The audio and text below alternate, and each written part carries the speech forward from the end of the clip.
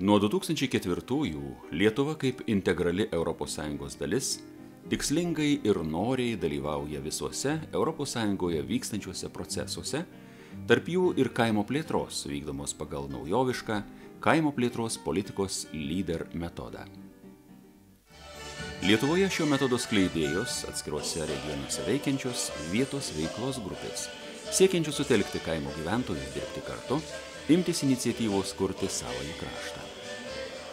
Vietos veiklos grupės parengia ir įgyvendina vietos veiklos strategiją, priima sprendimus dėl savų finansinių išteklių valdymo ir skirstymo. Dabar Lietuvoje veikia per 50 tokių grupių ir kiekviena jų įgyvendina konkrečios vietovės strategiją, kuria siekiama gerinti kaimo žmonių gyvenimo kokybę, skatinti ekonomiką. 2006 metais įregistruota Šakių krašto vietos veiklos grupė yra viena iš Lietuvos vietos veiklos grupių lyderių. Jos veikla aprėpia 97% Šakių rajono savivaldybės teritorijos, 2 miestus, 8 miestelius, per 500 kaimų.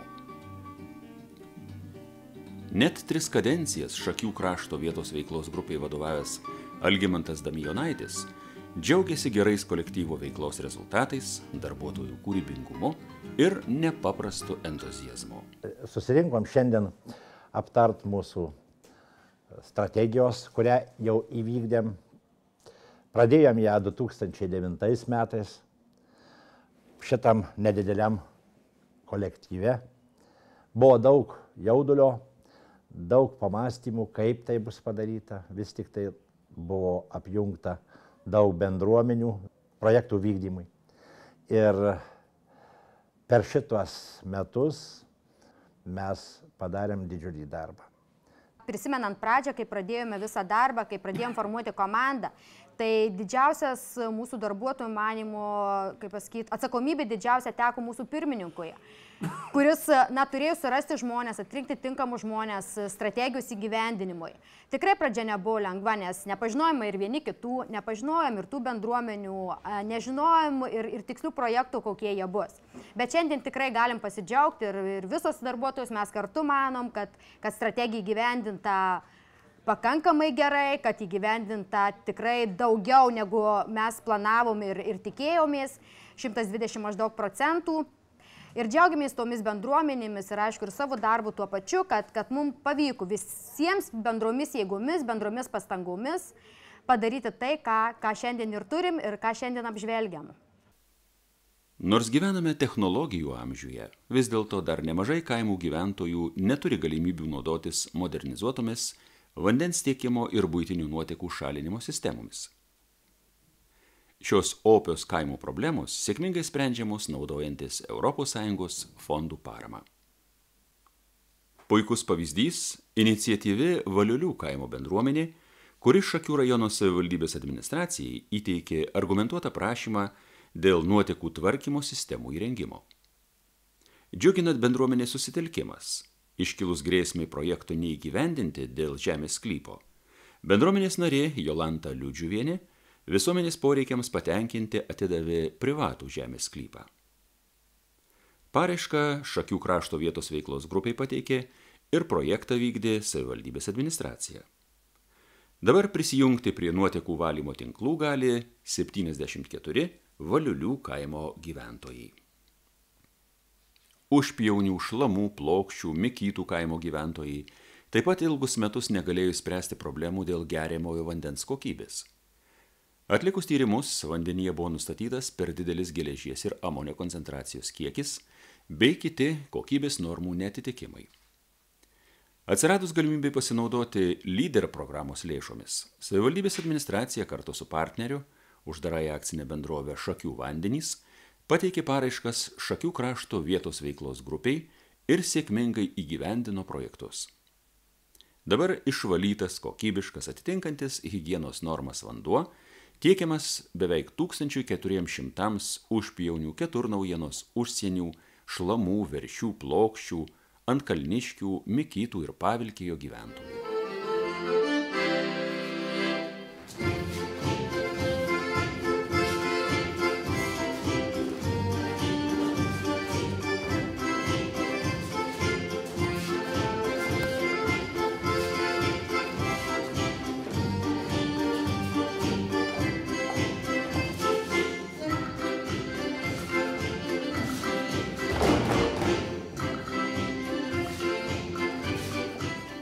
Jau visą dešimtmetį Girėnų bendruomenės centras, vadovaujamas ilgamečio pirmininko Zigmo Povilaičio, įvairiapusiška ir prasminga veikla džiugina Šakių krašto visuomenę. Idėja turėti savas patalpas, kurios tiktų girėniškių saviveiklininkų veiklai, puoselėta dar nuo pat bendruomenės įsikūrimo pradžios. Ir štai pasinaudojus LYDER programos lėšomis, 2014 m. pabaigoje oficialiai atidaryti nauji, ilgai laukti bendruomenės namai. Tai mūsų saviveiklininkai labai patenkinti, turim gausų pagyvenusių šokių kolektyvą, kaimo kapelą, dūdų orkestrą. Na ir tikrai šie namai buvo labai reikalingi, tikrai nuolatos skambės šiuose namuose šokiai ir muzika.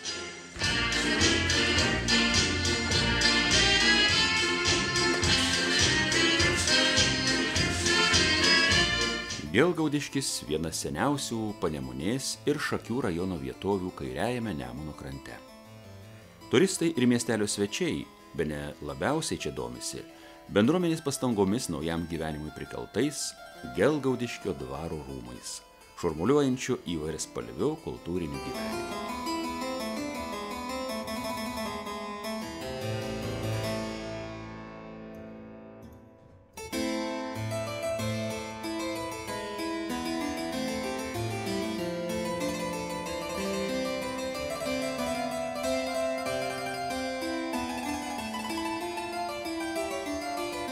Gelgaudiškio bendruomenė jau nuo pat savo susikūrimo 2002 metais, kuomet buvo įkurtas bendruomenės centras Atgaiva, o vėliau 2004 metais, kada kultūros centras gavo juridinio asmens savarankiškumo statusą, iš karto pradėjo ieškoti galimybių, kaip pritraukti savo veiklai pinigų.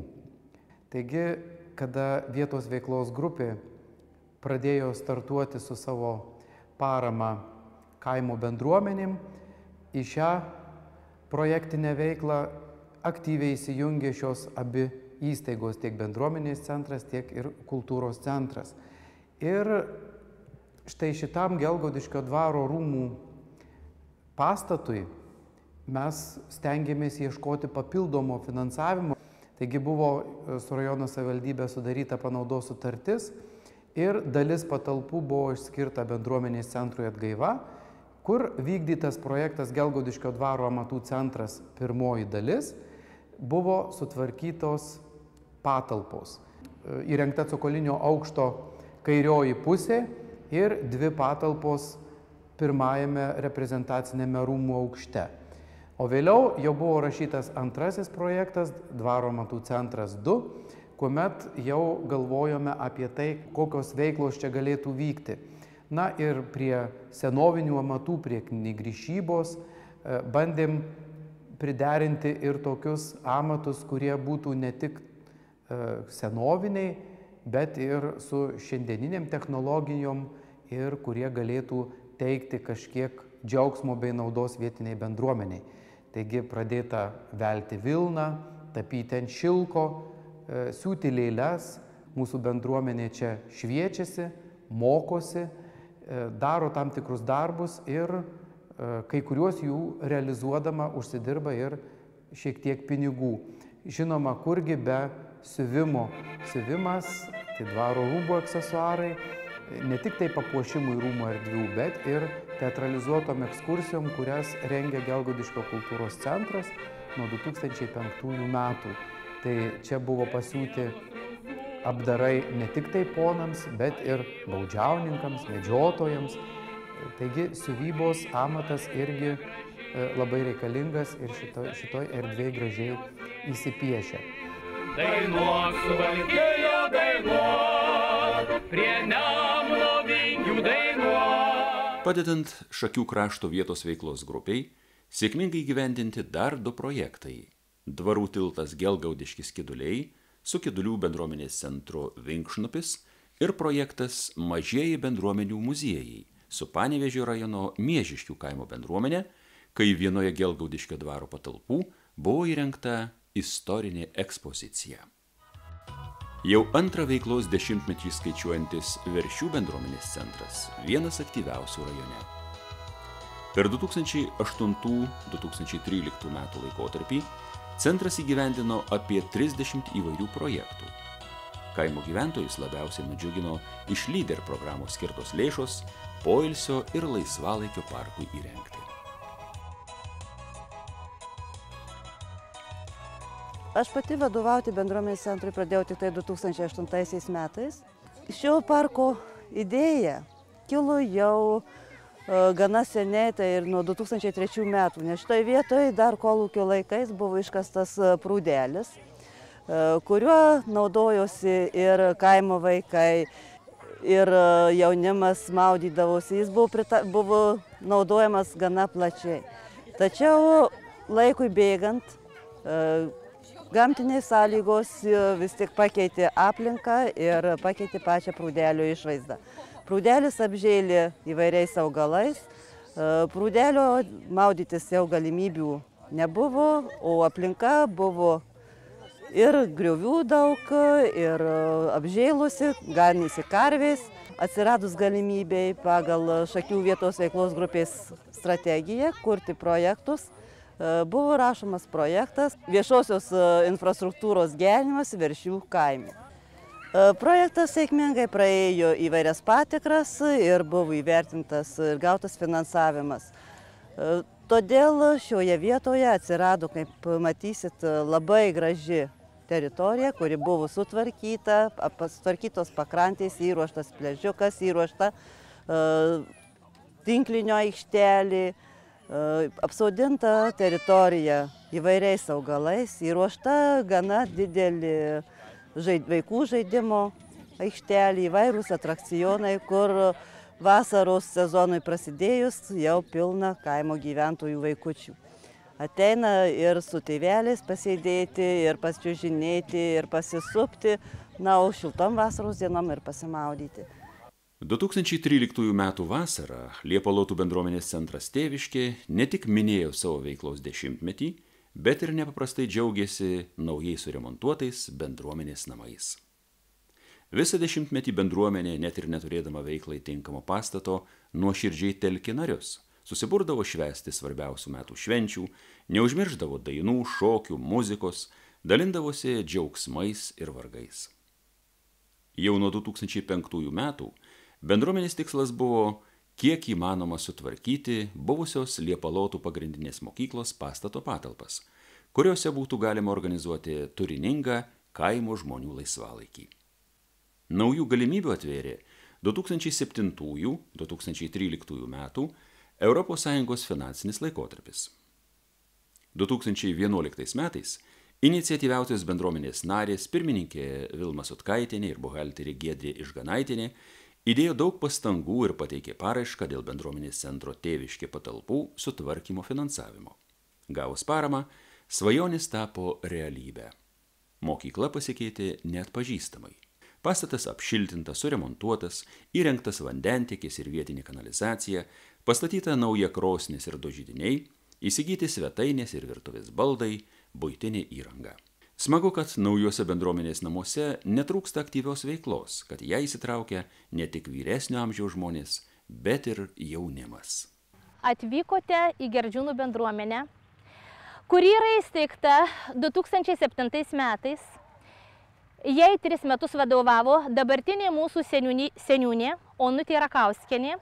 Nuo 2010 metų bendruomenės narių pasitikėjimo vairą vadovavimui perėmiau aš, Jolanta Puidokienė. Gerdžiūnų bendruomenė pagal 2007–2013 metų strategiją yra įgyvendinus 3 minkštuosius projektus. 2 iš jų yra orientuoti į verslumą. Kada sueidavom bendruomenė į susirinkimus, galvojome, kaip pagerinti žmonėms gyvenimą. Pamatėme, kad mūsų kaimas sensta, kad vis sunkiau žmonėms tvarkytis savo buities darbuose, kad reikia būtent jiems čia paslaugų. Taip kilo mums idėja plėtoti bendruomeninį verslumą. Nutarėme rašyti projektą, kuriuo galėtume žmonėms išnuomoti sodo daržo techniką arba suteikti su šia technika jiems paslaugas. Įsigijome vėjos pjovimo traktorių, motorinį pjūklą, aukštapjovę, aeratorių, šakų smulkintuvą, žolėpjovę, sniego valytuvą. Iš tiesų verslą plėtoti sekasi neblogai. Žmonės yra patenkinti, technika nuomojasi ne tik mūsų vietiniai bendruomeniečiai, bet technika ir toliau pradeda išvažiuoti net ir į rajono centrą, į Šakius, į Lukšius, į Kriukus, todėl nutarėme jį tęsti. Parašėme testinį projektą malkų ruošimo mašinai, kuri atlieka net kelias funkcijas.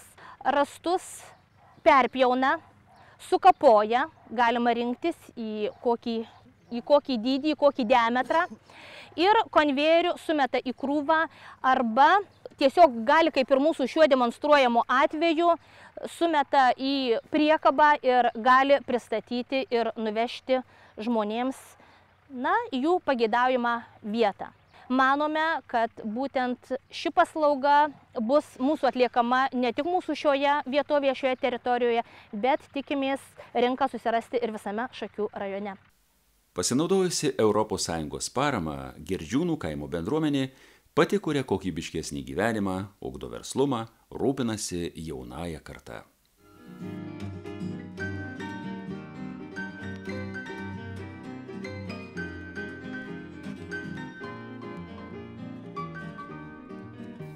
Lekėčiai nedidelis, girių apsuptas miestelis prie Kauno Šakių plento, garsėjantis aktyviu bendruomeniniu gyvenimu. Moterų klubas Lekėčiuose gyvuoja jau 10 metų. Ir mes įkūrėm tokius namus, kur puoselėjam sveiką gyvenseną, etnografiją, kulinarinį paveldą.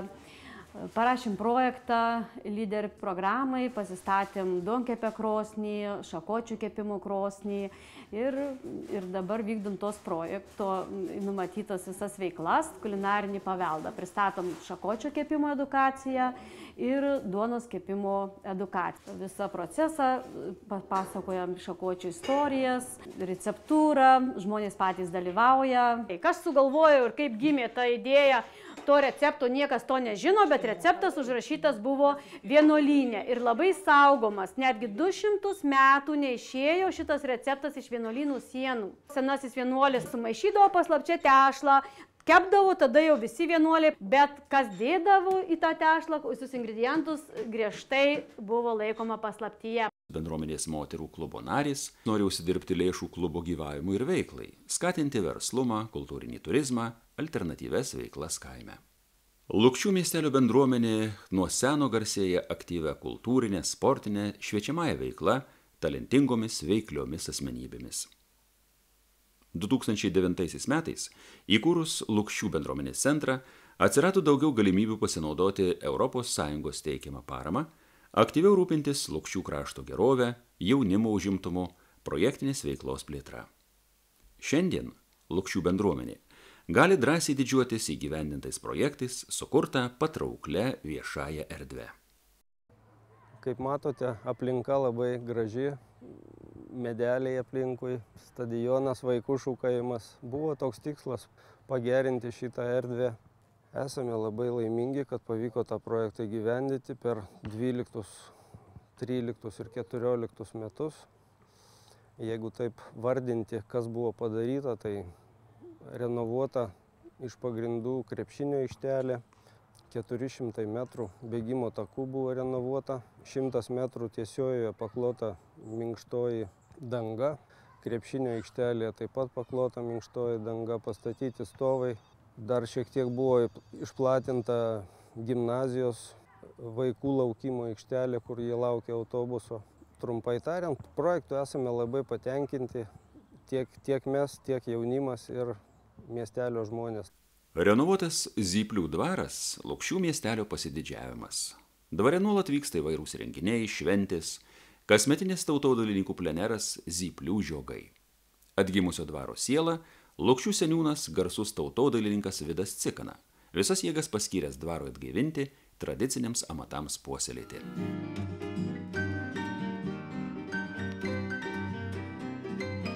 2013 metais įvairūs menininkai ir žmonės, amatininkai buvo sukviesti Zyplių dvarą, kur galėjo atgaivinti visus amatus, kuriuos mes buvom nusimatę projekte, tai kalvystė, medžio drožyba, keramika, puodininkystė,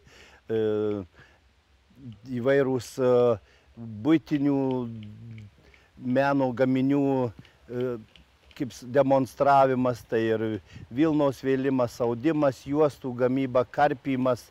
Ir šitie darbai, meno kūriniai, jie papildė mūsų miestelio įvairias įstaigas, aplinką, parkus ir Zyplių dvaro galerijas.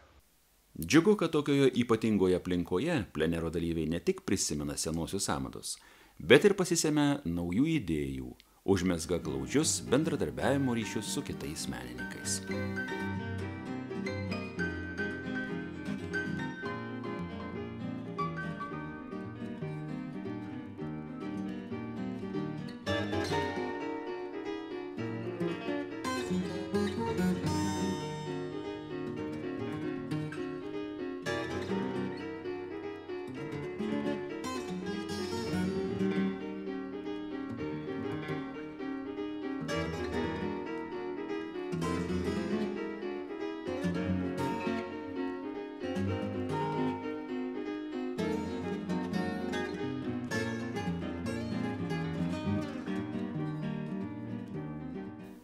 Panovių kaimas garsėja ne tik gražia gamta, sutvarkyta aplinka, įspūdingomis vasaros šventėmis ir sporto varžybomis, bet ir kaip vandens turistų pamėgta vieta.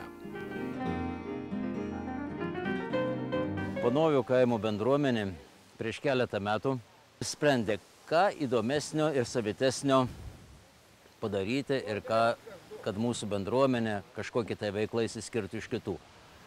Na ir bediskutuojant visai netrukus kilo tokia mintis, taigi mes esame unikalioje vietoje ant Šešupės kranto, tai kodėl neišnaudoti šitą nuostabią Dievo dovaną, ypatingai gerą kelią. Taigi ir kilo mintis parašyti projektą ir įsigyti baidarių ir baidarės nuomoti ir vystyti tokį vadinamąjį vandens turizmą. Projektą parašėm ir įvertinimas buvo 98 balai iš 100 galimų. Įsigijom baidarių 12, na ir štai jos jau keletą metų Šešupės vandenyse plaukioja, žmonės džiaugiasi malonių poilsių, na, o bendruomeniai šiek tiek nuo eksploatacinių išlaidų dar lieka ir kitiems dalykams, ir turizmo paslaugų atnaujinimui, jų praplėtimui ir panašiai. Taigi kviečiame visus, kas nori poilsiauti, kas nori paplaukioti į Panovių bendruomenės centrą Šešupe. Verslumą skatinantis projektas pasiteisino. Vandens turizmo paslauga, baidarėmis ir plaustais jau duoda finansinę naudą. Išspręsta vietos žmonių užimtumo problema, sudarytos puikios sąlygos maloniai praleisti laisvalaikį. Šešupės ir Širvintos santuokoje įsikūręs Kudirkos naumiestis garsus ne tik Lietuvos tautinio atgimimo šauklio daktaro Vinco Kudirkos muziejumi, unikaliu liaudies skulptoriaus Prano Sederevičiaus skulptūrų ansambliu, bet ir įspūdingu valstybės saugomų kultūros paveldo objektu 18 amžiaus Švento Kryžiaus atradimo bažnyčia.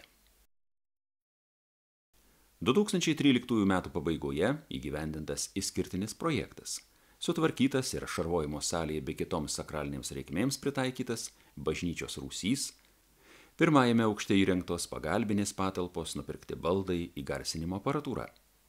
Prie projektų įgyvendinimo ypač daug prisidėjo parapijos klebonas, dekanas, kanauninkas Donatas Jesulaitis.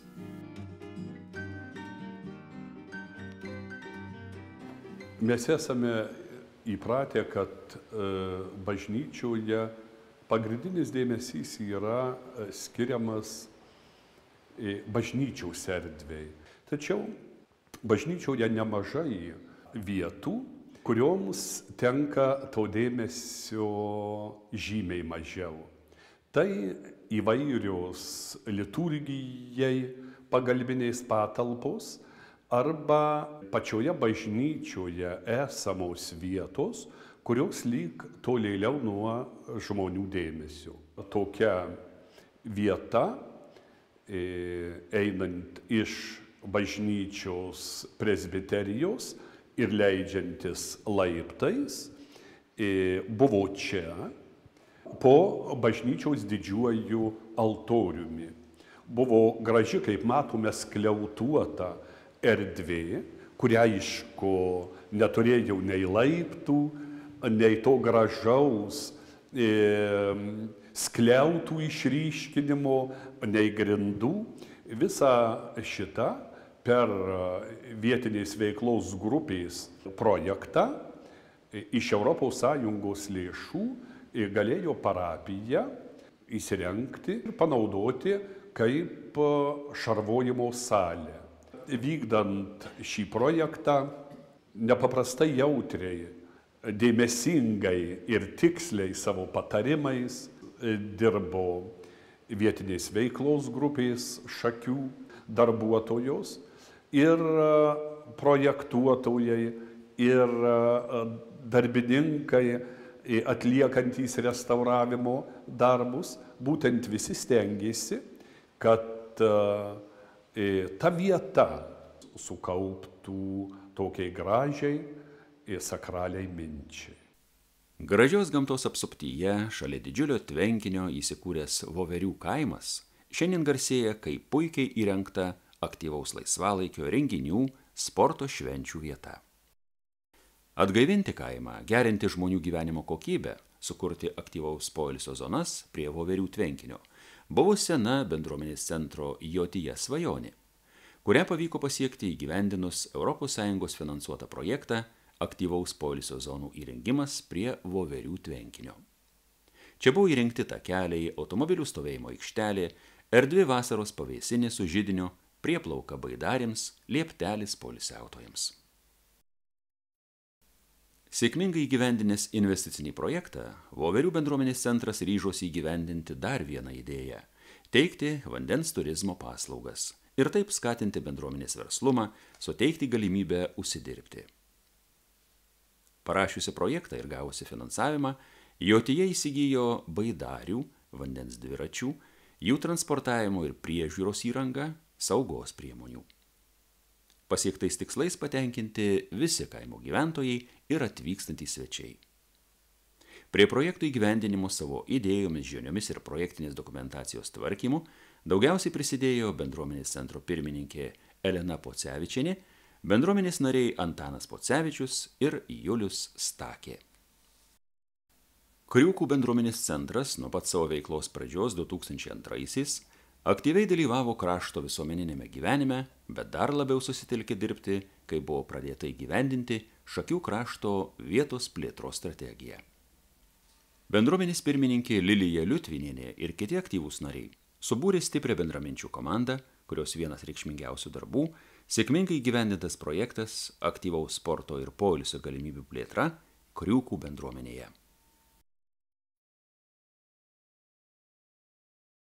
Rengdami ir vykdydami projektą orientavomės į mūsų miestelio jaunus žmonės, kad jiems būtų terpė veikti, sportuoti, aktyviai leisti laisvalaikį, nes iš tikrųjų rūpi, kad jaunas žmogus galėtų kartu su vaikais praleisti laisvalaikį. Įsigijome gana daug priemonių, įvairaus inventoriaus, kurį naudojome ir vykdydami projekto veiklas, o pasibaigus projektui kasmet turime jau tradicinę sporto šventę, per kurią absoliučiai visas inventorius yra panaudojamas. Kartu inventoriumi naudojasi ir mokykla, organizuodama savo sportinės dienas, renginius. Iš tikrųjų manom, kad miestelyje svarbus ne tik pagyvenęs žmogus, bet ir jaunas, kad jis visada rastų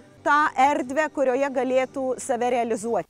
Akivaizdu, kad susitelkusi tvirta miestelio bendruomenė gali ir moka darniai dirbti, kad Kriūkuose būtų gera gyventi tiek jaunam, tiek senam.